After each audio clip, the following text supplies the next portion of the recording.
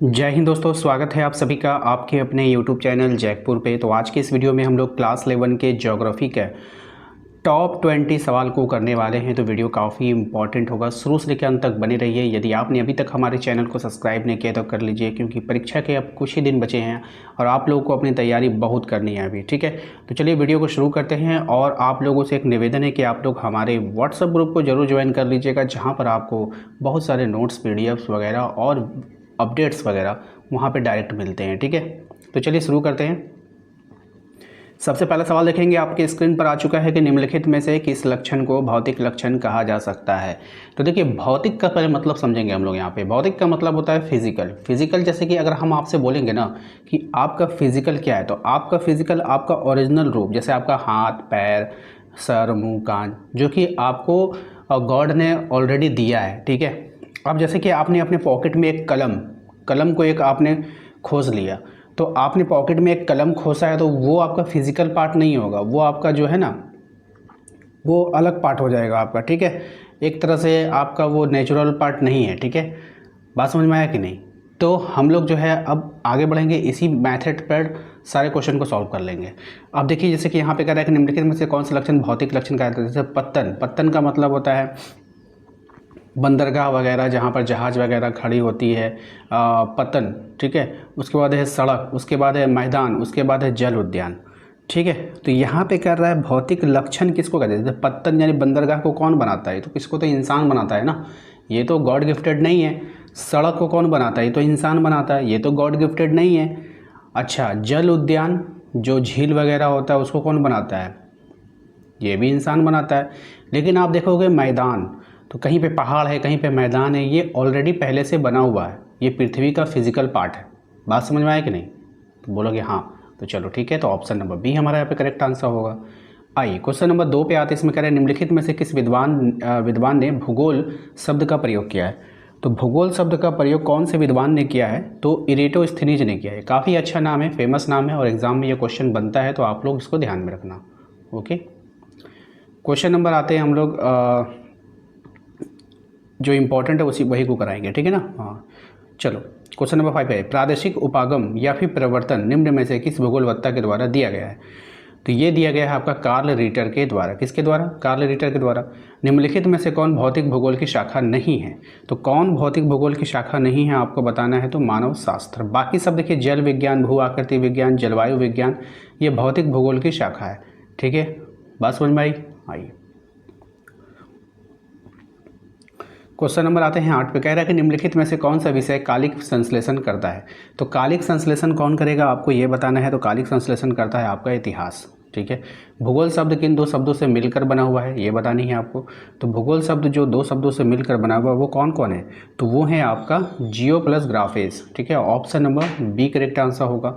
क्रमबद्ध भूगोल का प्रवर्तन किसने किया। बहुत ही अच्छा सवाल है, इंपॉर्टेंट है आपके एग्जाम के लिए। तो हमबोल्ट ने किया था। किसने किया था? हमबोल्ट ने किया था। ठीक है, आइए क्वेश्चन नंबर आते हैं 11 में। इसमें देखिए कहा गया आपसे कि निम्नलिखित में से सांस्कृतिक लक्षण कौन नहीं है। अच्छा, कौन सांस्कृतिक लक्षण नहीं है ये आपको बतानी है। तो अभी आपने फिजिकल पार्ट के बारे में समझा, तो जो फिजिकल पार्ट नहीं होगा वो सांस्कृतिक होगा। ठीक है, जो सांस्कृतिक नहीं होगा वो फिजिकल होगा। तो जैसे कि विद्यालय को क्या मतलब कि फिजिकल पार्ट है पृथ्वी का? नहीं, क्योंकि विद्यालय को इंसान ने बनाया, तो यह सांस्कृतिक है। सड़क सांस्कृतिक है। अस्पताल सांस्कृतिक है, क्योंकि इसको इंसान बनाता है।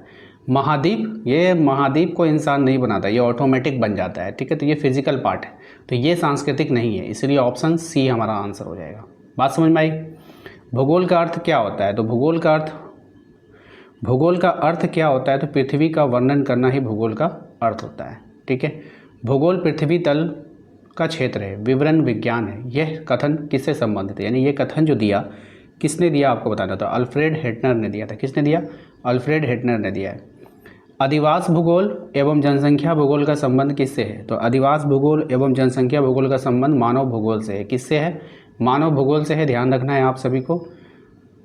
नेक्स्ट आते हैं क्वेश्चन नंबर 15 पे। कह रहा है कि भूगोल धरातल के विभिन्न भागों में कारणात्मक रूप से संबंधित तथ्यों में भिन्नता का अध्ययन करता है। ये कथन किसका है? अब ये जो कथन है ये है आपका अल्फ्रेड हेटनर का। किसका कथन है? अल्फ्रेड हेटनर का कथन है। नेक्स्ट सवाल पे आते हैं, निम्नलिखित में से कौन मानव भूगोल की एक शाखा है। तो मानव भूगोल की जो एक शाखा है वो है आपका आर्थिक भूगोल। कौन है? आर्थिक भूगोल। इसको ट्रिक से याद कर सकते हो कि देखिए इंसानों की ही आर्थिक स्थिति होती है, वनस्पति का कौन सा आर्थिक स्थिति, उसको कौन सा उसको कमाना खाना है। आर्थिक का मतलब क्या? उसकी जो बिजनेस लाइफ है। ठीक है, चलो। निम्नलिखित में से भौतिक भूगोल का संबंध किससे है। अब आपको बताना है कि भौतिक भूगोल का संबंध है यहाँ पे किससे। भौतिक यानी कि फिजिकल पार्ट। क्या फिजिकल पार्ट क्या है? मृदा ही हमारा जो है धरती का फिजिकल पार्ट है, तो भौतिक भूगोल में ये आ जाएगा मृदा। क्वेश्चन नंबर आते हैं 18 में। देखिए कहा गया है कि निम्नलिखित में से कौन सांस्कृतिक तत्व नहीं है। कौन सांस्कृतिक तत्व नहीं है ये आपको बताना है। तो मैदान जो है यहाँ पे वो सांस्कृतिक नहीं है, ये भौतिक पार्ट होता है। बात समझ में आएगी नहीं? अच्छा, क्वेश्चन नंबर 19 में देखिए क्या कह रहा है। कह रहा है कि किस भूगोलवत्ता को आधुनिक भूगोल का जनक कहा जाता है। तो किसको कहते हैं भाई? तो अलेक्जेंडर वॉन हम्बोल्ट को। किसको कहते हैं? अलेक्जेंडर वॉन हम्बोल्ट को। क्वेश्चन नंबर 20 में देखेंगे, ध्यान से। कह रहा है कि सर्वप्रथम विश्व का मानचित्र बनाने वाला भूगोलवत्ता कौन है। तो सर्वप्रथम विश्व का जो मानचित्र बनाने वाला भूगोलवत्ता है वो है आपका टॉलमी। ये काफ़ी इंपॉर्टेंट है, एग्जाम में क्वेश्चन आता है। भूगोलवत्ता इरेटोस्थनीज का संबंध किस देश से, ये भी सवाल आपके एग्जाम में पूछा गया है। तो ये यूनान और ग्रीक से है, यानी कि यूनान बोलिए या फिर ग्रीक बोलिए, बात एक ही है। नेक्स्ट है आपका क्वेश्चन नंबर 22। कह रहा है निम्नलिखित विषयों में से कौन सा युग्म स्थानिक एवं कालिक विश्लेषण करेगा। तो कौन करेगा यहाँ पर, यह आपको ध्यान देना है। तो भूगोल और इतिहास, ऑप्शन नंबर डी हो जाएगा। क्वेश्चन नंबर 23 पे देखिए, इसमें देखिए क्या कह रहा है आपसे। कह रहा है निम्नलिखित में से कौन प्राकृतिक लक्षण नहीं है। तो कौन प्राकृतिक लक्षण नहीं है ये आपको बताना है। तो देखिए पर्वत, पठार, सड़कें और नदियाँ। तो देखिए ये पर्वत प्राकृतिक है, नेचुरल है। पठार नेचुरल है, नदियाँ नेचुरल है, इसको हम लोग नहीं बनाते हैं। लेकिन सड़कें तो नेचुरल नहीं, ये सांस्कृतिक लक्षण है ना, इसको हम लोग तैयार करते हैं। तो ये था आपका आज का 20 सवाल, हमने आपको लगभग करवा दिया है। वीडियो कैसा लगा है कमेंट में मुझे कमेंट करके ज़रूर बताइएगा। लाइक कर दीजिएगा, शेयर कर दीजिएगा, चैनल को सब्सक्राइब कर लीजिएगा। साथ ही साथ आप हमारे व्हाट्सएप ग्रुप को अगर ज्वाइन करना चाहते हैं तो हमारे दिए गए नंबर पे एक व्हाट्सएप पे मैसेज करना है, आपको लिंक मिलेगा, उस लिंक पे क्लिक करके आप ज्वाइन कर सकते हो। चलिए मिलते हैं नेक्स्ट अगले वीडियो में। Thank you.